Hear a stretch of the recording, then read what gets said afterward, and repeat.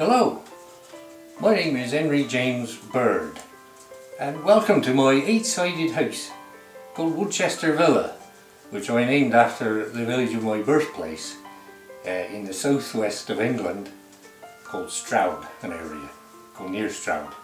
It was near the River Frome, which fed into the River Severn. I was born in 1842 and as a young man I left England. I travelled to Australia and the United States, settling in Canada in 1867. In Canada I found work in a woolen mill in the great textile town of Almont. But my ambition was to run my own enterprise as my father had before me. He had 3 woolen mills in Gloucestershire. I opened a mill 2 years later, but it was flooded out twice in subsequent years. Seeing the river at Almont was not enamoured of me. I moved to Bracebridge in 1872 where I established my own woolen mill on the north side of the Muskoka River because of the ample water supply. And I married Miss Mary Matilda Ney in 1873 and we made our first home above the woolen mill. As the business grew, I set about building a house for my growing family of 4 boys and 3 girls. The first thing you'll notice about Woodchester Villa is its octagonal shape. I was influenced by the home building theories of Orson Squire Fowler. He was a 19th century American phrenologist and architectural philosopher who wrote a book, A Home for All, in 1849. Mr. Fowler believed that the 8-sided design promoted physical and mental health and made the most economical use of building materials and living space. I built my 3-storey house high above a bend in the Muskoka River, where it had a commanding view of the town and my prospering business, the Bracebridge Woolen Mills, which produced a variety of cloths that were sold all over Canada. I even helped Muskoka farmers develop extensive sheep herds on the condition that they would sell their wool to me.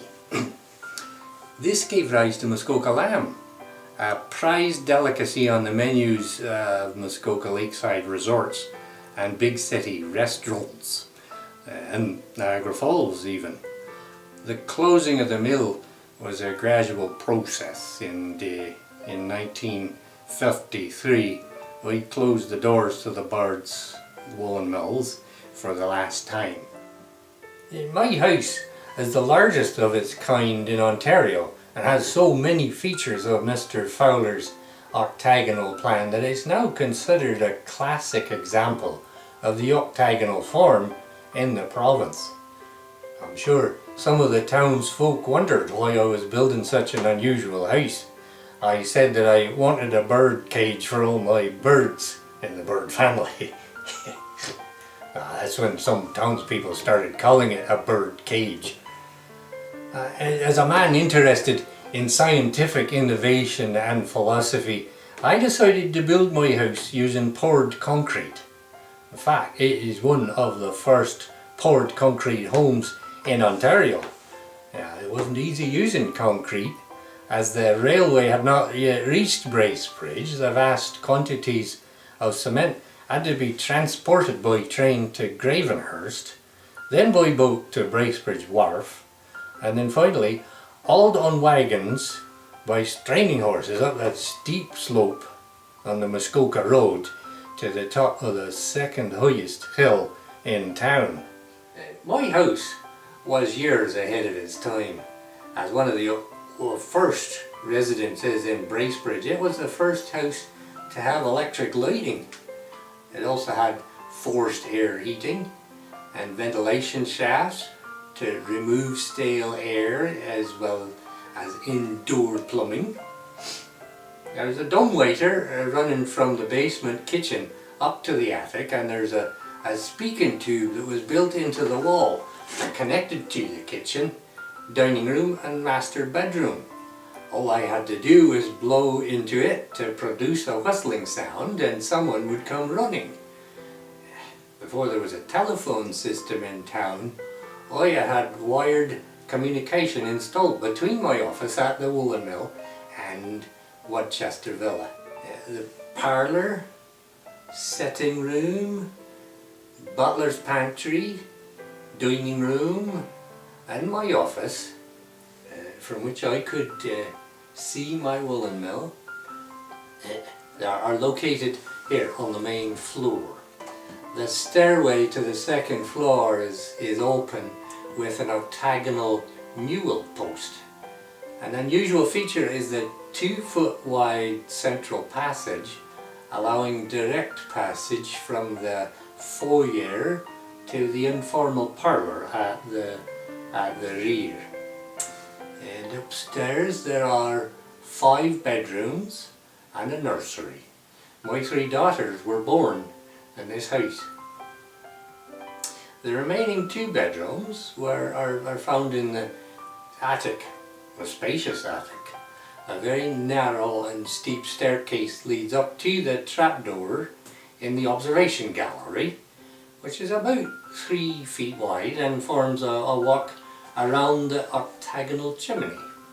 The view from here was magnificent before it was obscured by the present growth of trees. And in the basement is the kitchen and the laundry room. It was an impressive house, and we often entertained. We had guests either here or at my summer home at St. Elmo. When friends came a-visiting, there would always be a garden party in the afternoon. We took them out on my launch, the Bobolink, and we would rouse our guests each morning with a music box. In the winter, there were snowshoeing parties, always ending at the back door just in time for coffee and donuts. Afternoon tea was served, as a matter of course. I was quite active in the community and considered a pioneer of industrial life of Bracebridge. I served on the town council, the Power and Light Committee and the school board.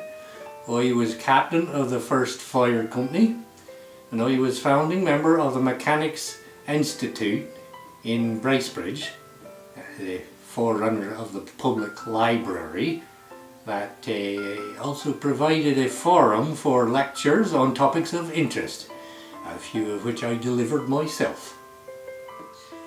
2 of my daughters remained at home with me until my death in 1936. They continued to live in Woodchester Villa until 1977. The next year my house was sold and the Rotary Club of Bracebridge made the decision to purchase the property because of its architectural and historical significance to the community. After a few years of renovation, the ownership of the house was turned over to the town of Bracebridge. My house was opened as a historic house museum in 1982, and 2 years later, in 1984, Woodchester Villa was designated as a historic site by the Ontario Heritage Foundation. I invite you to come and visit the Woodchester Villa. As you step through the entrance, you will find your senses flooded with images from the past and what life must have been like for the Bird family.